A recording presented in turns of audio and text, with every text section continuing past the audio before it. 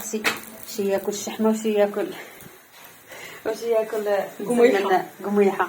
انتم اختي شوفي كتقصى فيا اختي الشمنه دابا مسمت. انا قلت لهم والله ما نقابلاش ونطيبت انا مسمن يا اختي. انت كيما الفوق تبارك الله. شوفي ما شاء الله ما شاء الله ما شاء الله. اللهم زد وبارك. شوفي تبارك الله الصحه واللذه والبنه نظام الطيبات الذي منا. ها انت اختي تما مسمنه. ما انت خصوني وانا نوض اختي نشمر على دراعاتي ولا ما اختي. حنا كنديروا الشهيوات ونديروا كلشي تبارك الله ما شاء الله. ها انتما غنحط لكم حتى العجينه ديالو ان شاء الله. جميع الاسرار باش يجيكم محد المسمن او ملوي بالدقيق الكامل او بالحبه الكامله، فتابعوا الفيديو الى النهايه. غتلقاو فيه مازال مجموعه ديال النصائح اللي مهمه جدا. شوفوا ما شاء الله كيفاش كيجي. لكن المذاق فرق ما بين السماء والارض ما بينه وما بين الخبز الاخر. حتى لو درتي فيه الفينو تيجي هذا اروع واحد وابن واحد واصح واحد.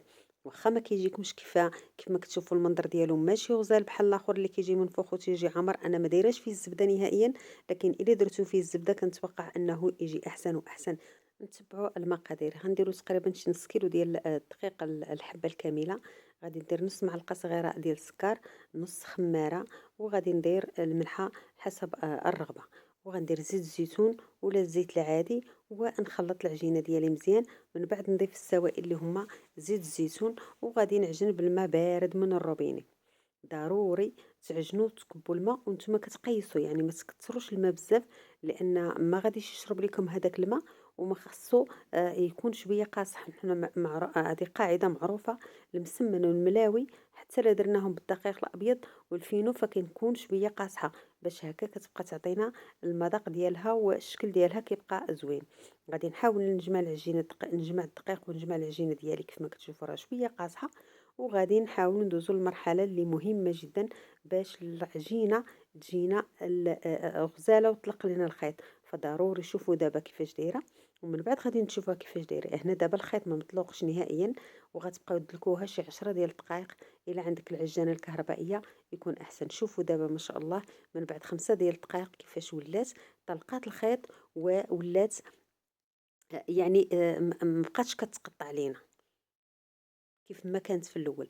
غنبقى نعجن فيها بحال هاد الطريقه هذه بالكف الايد ديالي شي 5 ديال الدقائق اخرين، وغادي نجمعها ونخليها ترتاح.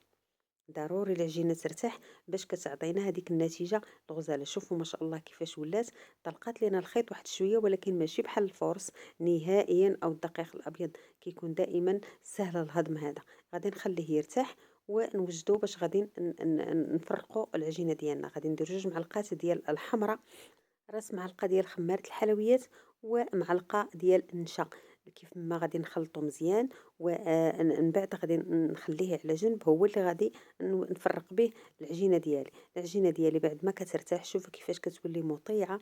غادي نقسمها على قدر الكميات اللي غادي نديرو. انا قسمتها هنا على 4 الكريسات، وغادي نقرصها ونخليها ترتاح واحد شويه، وغنبدا كنقاد فيها باش نديرها مربعات.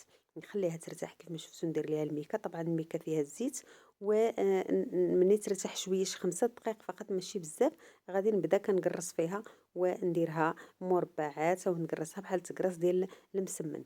كيف ما شفتوا ما تتقطعش نهائيا ومطيعه، وتهزيها كيف ما بغيتي. وانا تعمدت انني نسرحها بزاف على سطح العمل باش تشوفوا بانها راه بحالها بحال الدقيق الاخر في العجينه، ما كتعذبكمش وما غتقطعش لكم نهائيا. علاش؟ لان حنا دلكناها وخليناها دير الخيط ودير الجلوتين ديالها. كيف ما شفتوا غادي ندير فيها نفرقها بهذاك الدقيق اللي خلطنا ديال النشا مع باقي المكونات. ندير شويه ديال الزيت بحال المسمن العادي تماما، غير هذا ما فيهش الفورس نهائيا وما فيهش الدقيق الابيض، فقط غادي نديرها بالنشا. والدكتور راه قال بان النشا راه ماشي مهم، ماشي واخا ديروه راه صحي، ما تكثروش عليه منه بزاف. كيف ما شفتوا حيت هو مصنوع من دقيق الذره او دقيق الرز. غادي نكمل التقراص ديالي كله نخليهم يرتاحوا، ونشعل النار على المقيله حتى تسخن مزيان. عاد غادي نبدا كنقرص. ضروري ملي تكونوا كتقرصوا خصكم تحاولوا انكم ما ترقوش جهه على جهه، وتحاولوا ترقوا الجناب الحواشي ديال المسمنه.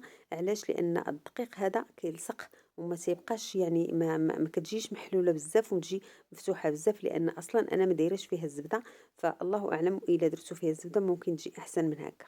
انا ما كناكلش الزبده، فالاغلبيه ديال الاصدقاء ديالي عارفين هذه القضيه. كيف ما شفتوا غادي نخليها حتى كتبدا كطلع عوينات، عاد غادي نقلبها وراها كتجي محمرة، كتجي رائعة. جربوها، والله فيها واحد المذاق ديال الحلاوة. نتوما عارفين دقيق القمح تتكون فيه واحد الحلاوة رائعة. شوفوا ما شاء الله راه بدات كتفرق، شوفوا بحالها بحال الخبز الاخر تماما، كيفها كيف المسمن الاخر. غتبقاو مرة كتقلبوها حتى كتحمر وتاخذ داك اللون الذهبي الرائع، وتقدموها لوليداتكم وليكم. شوفوا ما شاء الله، شوفوا هانت راها مفرقة من الداخل، بحكم حنا درنا فيها نشاء ودرنا فيها حتى الخمارة، لأن الخمارة الحلويات مع الحرارة كتعطي المفعول ديالها بالصحة والراحة.